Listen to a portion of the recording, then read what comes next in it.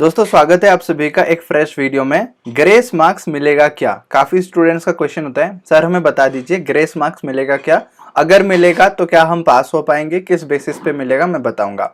इसका जो immediate next video होगा वहां पे मैं स्टेप मार्किंग के बारे में बात करूंगा। स्टेप मार्किंग किसको बोलते हैं, क्या उसमें स्टेप मार्किंग के जरिए से क्या आप लोग पास हो सकते हो, वो वीडियो भी ध्यान से देखना। तो चलिए इस वीडियो को पहले शुरू करते हैं। ग्रेस मार्क्स मिलेगा क्या? ग्रेस मार्क्स किसे बोलते हैं? सबसे पहले मैं अगर बात करूं, आपका जो पेपर था, अगर मैथमेटिक्स की बात करें 40 मार्क्स का आपका पेपर था, और ये 40 मार्क्स के पेपर में आप सपोज कुछ इंफॉर्मेशन लिखें। सपोज वो क्वेश्चन में आपको कुछ नहीं आता पर थोड़ा बहुत आप लिख लिए हैं। फॉर एग्जाम्पल कि आपने फॉर्मूला लिख लिया है, फॉर्मूला भी नहीं लिखा है तो वो क्वेश्चन में जो गिवन वैल्यू से उसको एक स्ट्रक्चर्ड वे में लिख लिया है, तो उस केस में आपको ग्रेस मार्क्स मिल सकता है। बट शुरू में ग्रेस मार्क कभी नहीं मिलता है। सबसे पहले आपका पूरा पेपर चेक हो जाएगा। 40 में से आपका अगर कैलकुलेट करके सपोज 23 मार्क्स आ रहा है, 1 मार्क या आधा मार्क्स आप पास हो सकते हैं। 22 मार्क्स आ रहा है, 20 मार्क्स आ रहा है ना। ऐसे अगर बॉर्डर कंडीशन में 23 तो 20 के 50% से ज्यादा ही होता है। अगर हम कैलकुलेट करके सही तरीके से इसका परसेंटेज निकाले, मैं आपको बता देता हूँ 33% ऑफ 40 अगर हम निकालेंगे तो यहाँ पे मार्क्स आ जाते हैं 13.2, है ना। तो 13.2 की जगह पे आपका 12 मार्क्स आ रहा है, 11 मार्क्स आ रहा है, तो वहां पे डायरेक्टली आपका मार्क्स ऐड नहीं होगा। वो कैसे मार्क्स ऐड होता है मैं आपको बता देता हूँ। सबसे पहले क्या होगा, पूरा पेपर चेक हो गया, वहां पे आपका 10 मार्क्स बन रहा है, और अगर 3 से 4 मार्क मिलेगा तो आप पास हो जाएंगे। बट क्या वो डायरेक्टली 3 से 4 मार्क ऐसे तुरंत दे देगा? आंसर है नहीं, डायरेक्टली 3 से 4 मार्क ऐसा नहीं मिलता है। तो अगर मार्क मिलता है तो कैसे मार्क मिलता है उसको बात करते हैं। दोबारा आपका पूरा पेपर चेक होगा, वो जो इन्विजिलेटर होंगे वो शुरू से देखेंगे कहाँ कहाँ पे मार्क्स नहीं मिला है, तो सभी में आपका आधा आधा मार्क्स करके जुड़ेगा। आधा आधा मार्क्स कर करके सपोज ऐसे करके 2 मार्क्स हो गया, ये एक सेक्शन में हो गया, फिर और आधा आधा करके और 1 मार्क्स हो गया। मतलब एक क्वेश्चन में डायरेक्टली ऐसा नहीं कि कुछ आपने नहीं लिखा है +4 कर देंगे और आप पास हो जाओगे, नो, दिस डजंट हैपन। तो ये 2 करके 3 मार्क हो गया, और 1 मार्क चाहिए आपको पास होने के लिए। तो कहीं पे आपने थोड़ा सा फिगर बना लिया होगा या फिर आप थोड़ा सा फॉर्मूला लिख लिए होंगे, उस बेसिस में मार्क मिल जाएगा। ठीक है, डायरेक्टली मत सोचो कि जितना मार्क्स कम पड़ रहा है पास होने के लिए वो दे देंगे। तो अभी क्वेश्चन आता है कि जो स्टूडेंट्स 1 मार्क के वजह से फेल हुए थे, जो मेन एग्जाम में जस्ट 1 मार्क की वजह से फेल हुए थे, वो लोग को क्या कर सकते हैं, मतलब क्यों फेल हो गए? तो उस टाइम पे 1 मार्क दे के पास कर देते। बट उस टाइम पे क्या होता है ना, सारे जितने भी स्टूडेंट्स थे सब रेगुलर स्टूडेंट्स थे जो ऑल ओवर इंडिया में पेपर दे रहे थे, और वो होता है फर्स्ट बोर्ड एग्जाम। वहां पे हम मार्क्स को लेके कोई चेंजेस नहीं कर सकते हैं। बट अभी जो एग्जाम दे रहे हैं सब कौन से स्टूडेंट्स दे रहे हैं?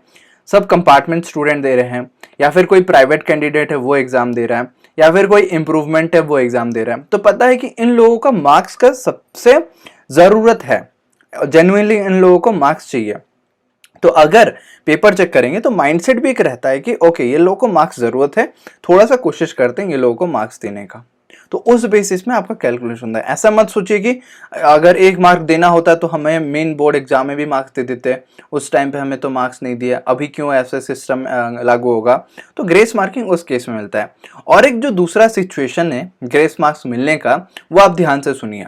वो है कि अगर क्वेश्चन आपका गलत होता है, क्वेश्चन आपका गलत मतलब कि प्रिंटिंग मिस्टेक होता है। सपोज कोई वैल्यू है, वहां पे 2x के जगह पे 3x लिख दिया गया है, उस बेसिस में उनका आंसर की बना होगा क्वेश्चन में, बट एक्चुअल में अलग आ रहा होगा। तो आपको बोला जाएगा कि आपने तो सही किया आपके अपने अप्रोच के वजह से, बट हमारे आंसर के साथ मैच नहीं हो रहा क्योंकि हमारा क्वेश्चन ही गलत था। और जिस केस में क्वेश्चन गलत होता है, सभी स्टूडेंट्स को, ऐसा नहीं कि आपने अटेंड किया होगा नहीं किया होगा, दैट डजंट मैटर। आपने भले अटेंड किया हो नहीं अटेंड किया हो, उन सभी स्टूडेंट्स को उस क्वेश्चन में मार्क्स मिल जाता है। बट जितना मैंने पेपर को सॉल्व किया, मैं सेट 3 की बात कर रहा हूँ, कंपार्टमेंट मैथमेटिक्स में सेट 3 में कोई ऐसा क्वेश्चन नहीं था जो गलत हो, चाहे वो वैल्यूज की बात करें या प्रिंटिंग मिस्टेक की बात करें, कोई ऐसा क्वेश्चन नहीं था। 1-2 का मैंने सॉल्व नहीं किया, वीडियो में मैं बता दिया हूँ उसका। तो अगर आपका सेट 3 है तो उसमें कोई grace marks on the basis of question paper नहीं मिलेगा। काफी बार मिलता है, जैसे जेई और नीट एग्जाम में आप देखे होंगे कि कोई क्वेश्चन गलत हो जाता है, कुछ इंटरप्रिटेशन गलत होता है, या फिर क्वेश्चन पूरा मतलब आउट ऑफ सेंस होता है, तो उसमें सभी स्टूडेंट्स को मार्क्स मिल जाता है। कैसे मिलता है? अगर सपोज पूरा पेपर हो गया, पेपर शुरू होने से पहले या फिर पूरा लास्ट में आपका 10 मार्क्स आ जा रहा है, बट वो क्वेश्चन का जो वेटेज है, सपोज 4 मार्क का क्वेश्चन ही पूरा गलत है, तो +4 सभी को मिलेगा। भले कोई स्टूडेंट अगर 9 मार्क्स का ही पेपर अटेंड किया हो और 9 मार्क्स में से चेक हो गया, उसका 7 मार्क्स आ गया पेपर में, बट 7 + 4 बाय डिफॉल्ट हो जाएगा, भले वो क्वेश्चन को उसने अटेंड किया होगा या नहीं किया होगा। समझ में आ गया ग्रेस मार्क्स किस सेंस में मिलता है? और ये सारे सिचुएशन मैंने आपको बता दिया ग्रेस मार्क्स मिलेगा क्या, और चांसेस है आप लोगों को ग्रेस मार्क्स मिल जाएगा। तो आप लोग बिल्कुल बने रहो, मैं ऐसे रेगुलर वीडियोस बनाऊंगा। और अगला जो वीडियो है ये स्टेप मार्किंग रिलेटेड होगा। स्टेप मार्किंग एक्चुअली किसको बोलेंगे, विथ एग्जांपल देके मैं आपको समझाऊंगा।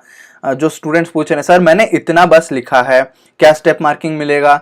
मैंने सॉल्व किया है बट जो फाइनल आंसर है वो मेरा करेक्ट नहीं आया है, क्या उस केस में मुझे स्टेप मार्किंग मिलेगा?